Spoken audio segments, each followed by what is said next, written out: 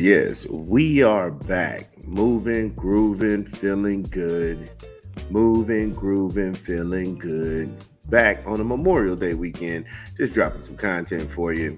Now, we left the NFL where Sean Payton is effectively the worst head coach, calling grown men human dogs. I can't lay it all at his feet because the three dogs that he were talking about never stood up for themselves, not once. Those guys curred out. They kneeled and bent the knee and kissed the ring, as they say. But I don't know. Denver fans deal with that. So, gonna jump to the association where the Cleveland Cavaliers have fired B Bickerstaff. Cleveland, this is for you.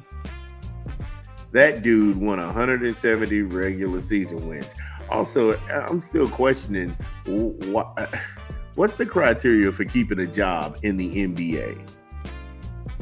It almost seems like wacko land because you're trying to hire a guy like JJ Redick, who's never coached in the NBA, whose only coaching experience comes from a 9-year-old travel league team. And then you fire a guy who's won 170 regular season games. Wow. The first second round playoff series without LeBron James and with menial superstars going back to 1993. So this is where you're looking at this dude, and this is out of The Athletic. But if you're looking at this guy, B Bickerstaff, and I know some people are going to try and pick his record apart. I know, because they're total scumbags.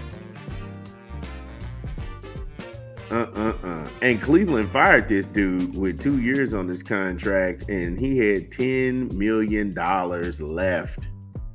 So he had $2 million. He had 2 years on his contract. They still owe him $2 million, and they felt like that dude didn't. He needed to leave. He made it to the second round of the NBA playoffs this year. They played the Boston Celtics. The Celtics are arguably going to win the NBA championships. It's maybe Jason Tatum's year. You fire a guy because they lost to that dude. The year prior to that, they lost to the Knicks. And I'm just like, what? Did I miss a meeting there? Despite they improved every season under Bickerstaff. So JB, not only did he get him to a first round series without LeBron James, he also did it with menial superstars, and that's going back to 1993. 1993, I was a freshman in high school. I'm almost 50. The dude has 170 season wins. He had 2 years left on his contract. Y'all still got to pay him $10 million. But he had to go. Despite they improved every year he was there. Under his leadership, the team improved every year. What does it take to keep a job in the NBA? I just don't know anymore. I don't know. We'll get back on track when we take a quick 12 from an unofficial sponsor of the show. This is Big Vernadap Stupid. Roll a spot.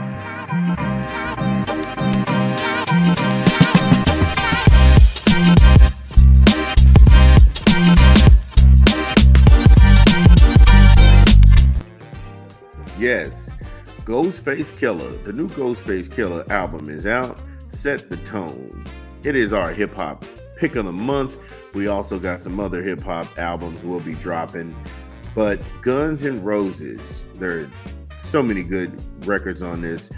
6 Minutes with Jim Jones, Sheik Luch, Pair of Hammers with him and Method Man, Scar Tissue, him and Nas, No Face, him and Kanye, him and Remy Ma, Like I say, get the album in stores right now. Download it on your Apple Music or your Google Play or anywhere that you legally consume music. Ghostface Killer set the tone. So, when we last left off, we were talking about how JB Bickerstaff, he got the short end of the stick. Cleveland, this is for you.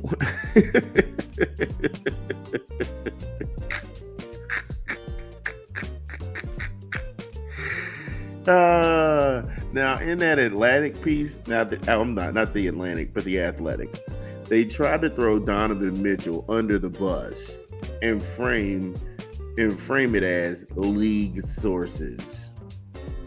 And they claim the players they questioned Bickerstaff from everything to game strategy to his substitution tree and load management, privately and publicly. So, number one, and I've said this, I was very critical of the Lakers when Anthony Davis got out there and told people that Darvin Ham didn't know what he was doing and we don't know what we're doing. You don't ever say that. The moment that you say that, people start looking into the locker room and things start getting revealed that wasn't there. Now, if Darvin Ham decided to go like nuclear and started to retaliate back, then they would say, "Oh, he's the low class." But as the coach, you have to kind of take those accountabilities and you have to keep that on you. And not to keep going back to Bickerstaff's records, but in 4 years, he's 170 wins to 159 losses. That's a winning record. Look at Chicago's last 4 years. You gonna tell me it's better than JB Bickerstaff? Look at Atlanta's last 4 years. You're gonna tell me it's better than Cleveland's under JB Bickerstaff? Yeah, it's not. It's not. And I don't care what you say. The Knicks just started winning games. They were in the same boat. Nobody was trying to fire Tom Thibodeau.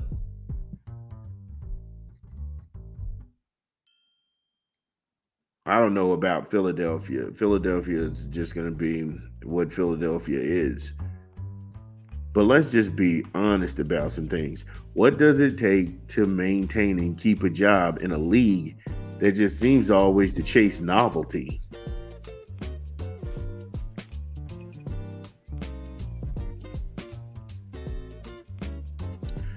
Now, when they lost this year to the Boston Celtics, Mitchell, Jared Allen, and Karis LeVert, they were all on the bench and they were hurt when they got that 6-piece nugget from Boston.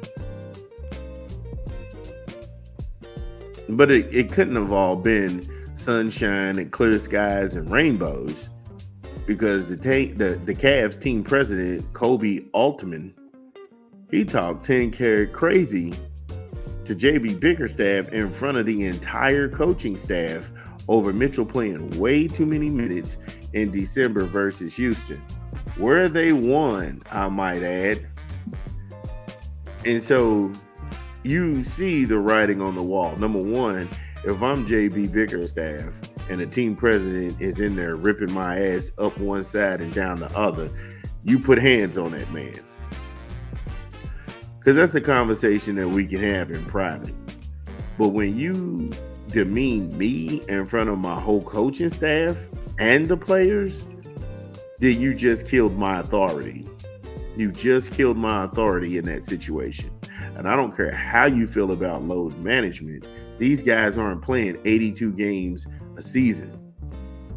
There are more injuries now in the NBA than there ever were when I was younger. And I remember, guys, to see so many guys hurt, and it's just like, oh, well, he played this many minutes, this many nights. Draft better players. Develop players to give players a rest. You damn sure don't let them play defense. And so if a team is even defensively stout, then you got flop artists all walking around.